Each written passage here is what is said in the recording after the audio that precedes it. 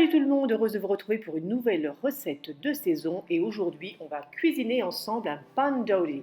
Alors un pandori, qu'est-ce que c'est que cette bête-là? Vous voyez un crumble? Eh bien ça se rapproche fortement, sauf qu'au lieu d'être une pâte émiettée sur le dessus, on va former une croûte qui va caraméliser à la cuisson et qui va être imbibée en dessous par les fruits qui vont être cuits à l'étouffée. Côté fruits, j'ai utilisé la rhubarbe du jardin, j'ai rajouté quelques morceaux de pommes pour casser l'acidité et petite particularité, la pâte est à la farine de sarrasin. Première étape de la recette, on va donc commencer par crémer 80 g de cassonade avec 130 g de beurre pommade. Là, je le fais au robot à la feuille. Naturellement, vous pouvez tout à fait le faire à la main.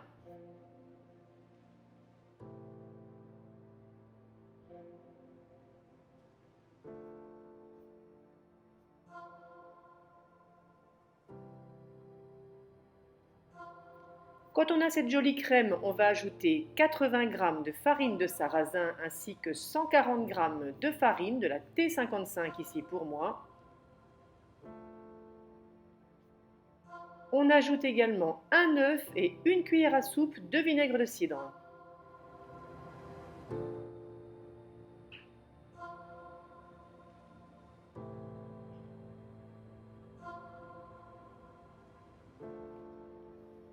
On met en route le robot et à la feuille, on laisse tourner juste le temps que la pâte soit amalgamée.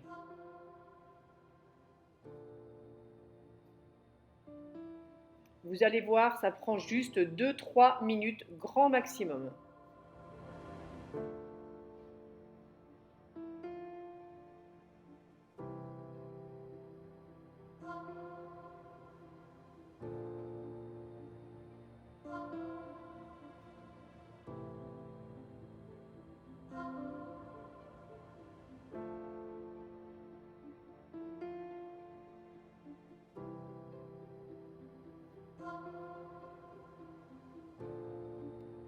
Vous allez venir ensuite récupérer votre pâte.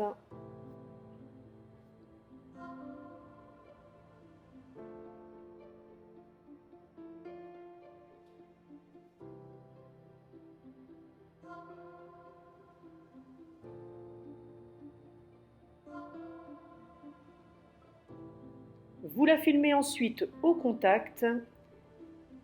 Vous allez ensuite réserver votre pâte une nuit au réfrigérateur. Franchement, je vous le conseille, non seulement votre pâte aura la bonne texture, mais vous aurez à la dégustation toutes les saveurs du sarrasin qui se seront bien diffusées.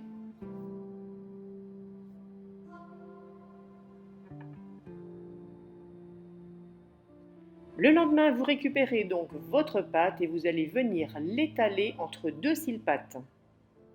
Naturellement, si vous n'avez pas ces feuilles plastifiées, vous le faites entre deux feuilles de papier sulfurisé, ça fera tout à fait l'affaire. Évitez juste l'ajout de farine. Vous réalisez un rectangle de 25 par 35.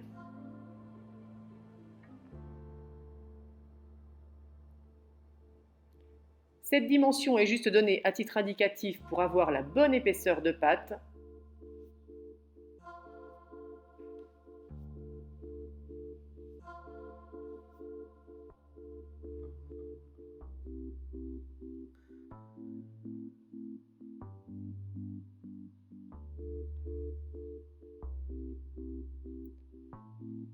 On la réserve au réfrigérateur le temps d'éplucher les fruits.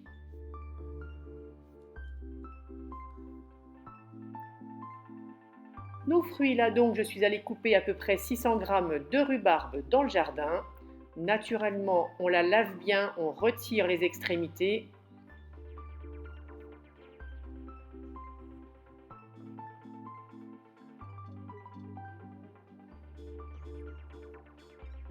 Pour les grosses tiges, vous les fendez en deux dans le sens de la longueur.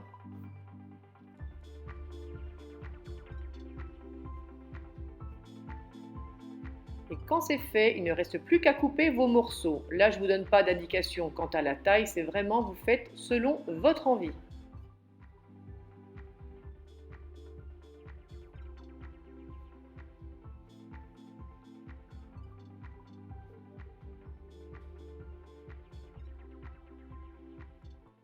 Vous débarrassez votre rhubarbe dans un plat de 22 centimètres de diamètre. Là, moi, j'ai utilisé une tourtière avec un fond assez épais. Pas besoin de beurrer, rien du tout. Vous le mettez comme ça. Vous épluchez vos 2 pommes, vous les coupez en morceaux, vous les ajoutez.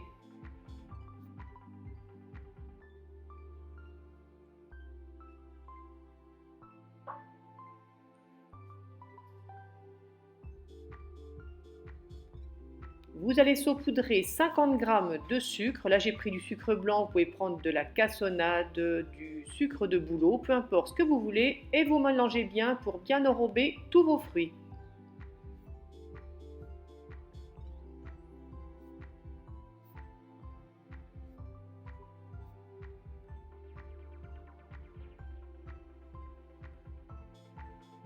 On met de côté pour l'instant, on en revient à notre pâte, on la sort du réfrigérateur, on la retourne pour avoir le joli côté sur le dessus et vous allez venir emporte-piécer des disques de 5 centimètres de diamètre.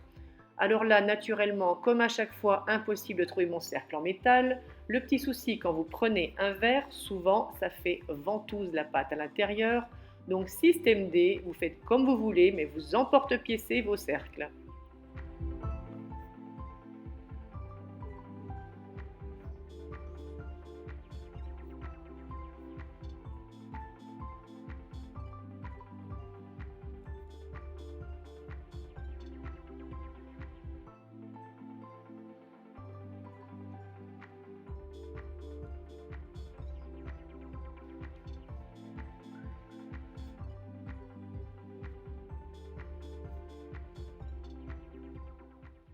Il ne vous reste maintenant plus qu'à disposer vos cercles sur vos fruits en les superposant légèrement.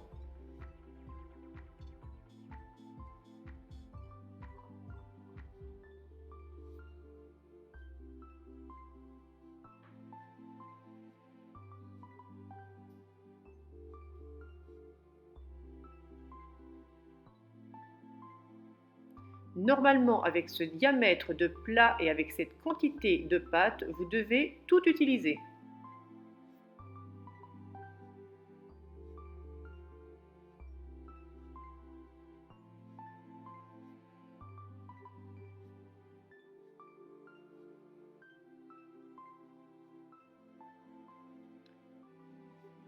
Quand votre gâteau est terminé, vous le badigeonnez avec un mélange d'une cuillère à soupe de sucre et d'une cuillère à soupe de lait.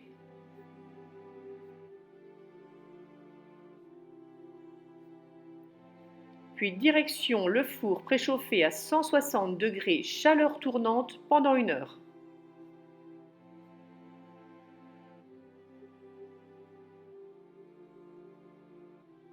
Et voilà mes gourmands, ce pandori qui a dégusté autant chaud, tiède que froid, les bonnes saveurs du sarrasin mélangées à la rhubarbe et à la pomme. Franchement, vous allez vous régaler. Merci d'avoir partagé ce moment de cuisine avec moi. Je vous dis à très vite pour une prochaine recette. Prenez soin de vous et je vous fais de gros bisous sucrés à tous.